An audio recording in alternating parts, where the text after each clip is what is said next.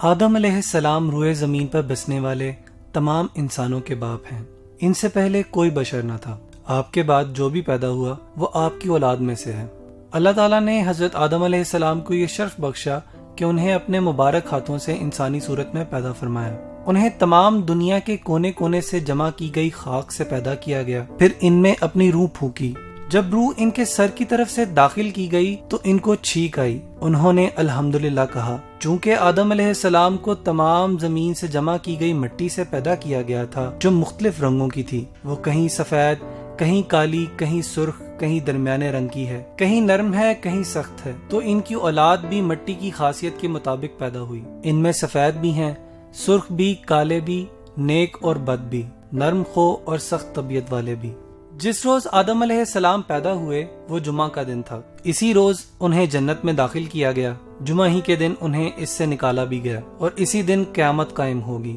جب آدم علیہ السلام پیدا ہوئے تو ان کا قد 60 ہاتھ لمبا تھا۔ اللہ تعالیٰ نے ان کو حکم دیا کہ وہ فرشتوں کی جماعت کو سلام کہیں اور سنیں کہ وہ کیا جواب دیتے ہیں۔ آپ کا اور آپ کی اولاد کا یہی سلام کا طریقہ ہوگا۔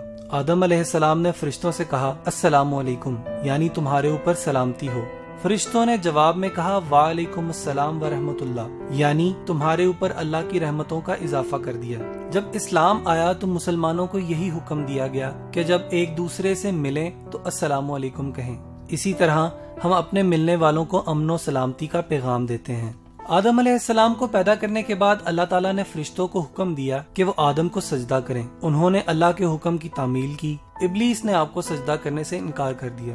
اللہ تعالیٰ نے حضرت آدم علیہ السلام کو تمام ضروری چیزوں کے نام سکھا دیے جن سے لوگ ان چیزوں کو پہچانتے ہیں۔ ان کو ہر جانور، ہر پرندے، حیوان، انسان، سمندر، پہاڑ، اونٹ، شیر، گویا سب چھوٹی بڑی اشیاء اور ان کے افعال و حرکات کے نام سکھا دیے۔ اب اللہ تعالیٰ نے فرشتوں سے کہا کہ تم بھی ان چیزوں کے نام بتاؤ، تو وہ کہنے لگے اللہ تیری ذات پاک ہے، جتنا علم تو نے ہمیں بخشا ہے اس کے سوا ہمیں کچھ بھی معلوم نہیں، بلا شبہ تو دانا اور حکمت والا ہے۔ پھر اللہ تعالیٰ نے آدم علیہ السلام کو حکم دیا کہ تم فرشتوں کے ان چیزوں کے نام بتاؤ۔ جب انہوں نے نام بتا دیے تو اللہ تعالیٰ نے فرشتوں سے کہا کیا میں نے تم سے نہیں کہا تھا کہ میں آسمانوں اور زمین کی تمام پوشیدہ باتیں جانتا ہوں؟ ابلیس یعنی شیطان فرشتوں کی جماعت سے تعلق نہیں رکھتا تھا، بلکہ وہ ایک جن تھا۔ فرشتوں کو اللہ تعالیٰ نے نور سے پیدا کیا ہے اور جنوں کو شعلہ مارتی ہوئی آگ سے پیدا کیا ہے۔ فرشتوں کی یہ صفت ہے کہ وہ اللہ تعالیٰ کی نافرمانی نہیں کرتے، بلکہ جس کام کا انہیں حکم دیا جائے وہ فوراً بجا لاتے ہیں۔ فرشتوں کے برعکس جنوں میں سے بعض اللہ تعالیٰ کے احکام کو مانتے ہیں اور بعض نافرمانی بھی کرتے ہیں۔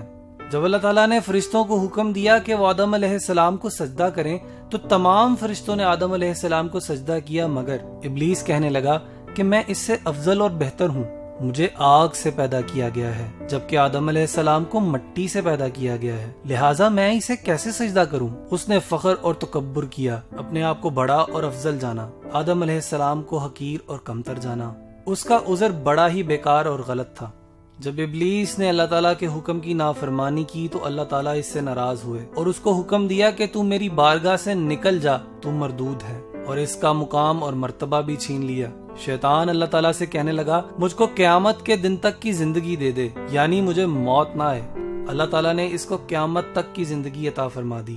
جب اسے اس بات کا یقین ہو گیا وہ قیامت تک زندہ رہے گا تو اس نے اللہ تعالیٰ سے کہا میں بنی آدم کا دشمن رہوں گا، انہیں گمراہ کرتا رہوں گا، انہیں وسوسے ڈال کر راہ راست سے بھٹکاتا رہوں گا، انہیں شرک کرنے کی دعوت دوں گا، انہیں گناہ پر اکساؤں گا، ان کے آگے پیچھے دائیں بائیں غرض ہر طرف سے آؤں گا، انہیں گمراہ کر دوں گا۔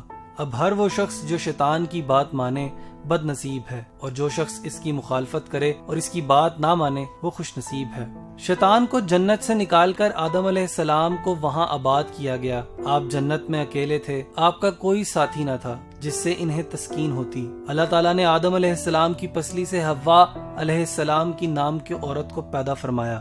آدم علیہ السلام حوا علیہ السلام کو پا کر بڑے خوش ہوئے، ان کے ساتھ جنت میں خوشی خوشی رہنے لگے۔ فرشتوں نے آدم علیہ السلام سے پوچھا اس خاتون کا نام کیا ہے؟ انہوں نے جواب دیا حوا علیہ السلام۔ اب فرشتوں نے پوچھا اس کا نام حوا کیوں ہے؟ فرمایا کیونکہ وہ ایک زندہ وجود سے پیدا کی گئی ہے۔ آدم اور حوا دونوں جنت کے پھل کھاتے تھے، اس کے باغات کی سیر کرتے تھے۔ اللہ تعالیٰ نے ان سے کہہ رکھا تھا کہ تم دونوں جنت میں جس مقام پر جانا چاہتے ہو جا سکتے ہو، جو کھانا پینا یا پہننا چاہو ہر کام کرو اور جنت کی نعمتوں سے خوب فائدہ اٹھاؤ۔ ہاں، ایک ایسا درخت ہے جس کے قریب تم نہیں جاؤ گے اور اس کا پھل بھی نہیں کھاؤ گے، ورنہ تم ظالموں میں شمار کر دیے جاؤ گے۔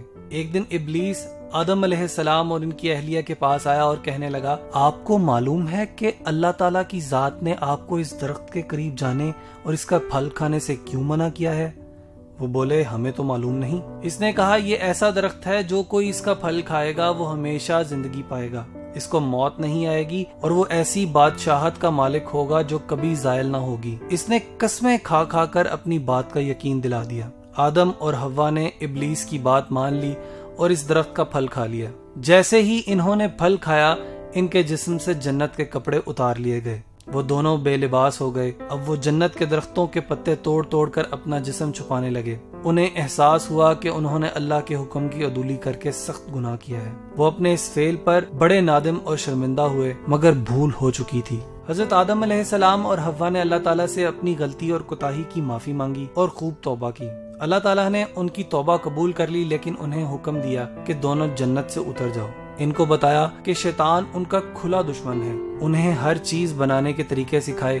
زمین پر آ کر انہوں نے سب سے پہلا جو کھانا کھایا وہ اس طرح تیار ہوا کہ جبریل علیہ السلام ان کے پاس گندم کے کچھ دانے لائے۔ ان کے کہنے پر اسے زمین میں بویا، وہ اگ آئے۔ پھر وقت آنے پر ان کو کاٹا اور گاہا، پھر بھوسی سے دانے الگ کیے، پھر انہیں پیسا اور گوندا، پھر اس آٹے کی روٹی پکائی اور اسے کھایا۔ اس طرح نہایت محنت اور مشقت کے بعد کھانا ملا۔ کھیتی باڑی کے علاوہ انہوں نے جانور پالے، کپڑوں کی بنائی کی، انہیں پہنا اور اپنی رہائش کے لیے گھر بنائے۔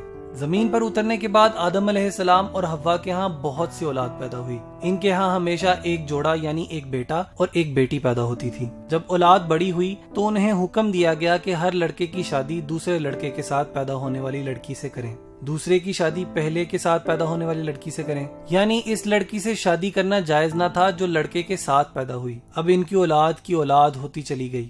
اس طرح آدم علیہ السلام کی اولاد در اولاد دنیا میں بستی چلی گئی۔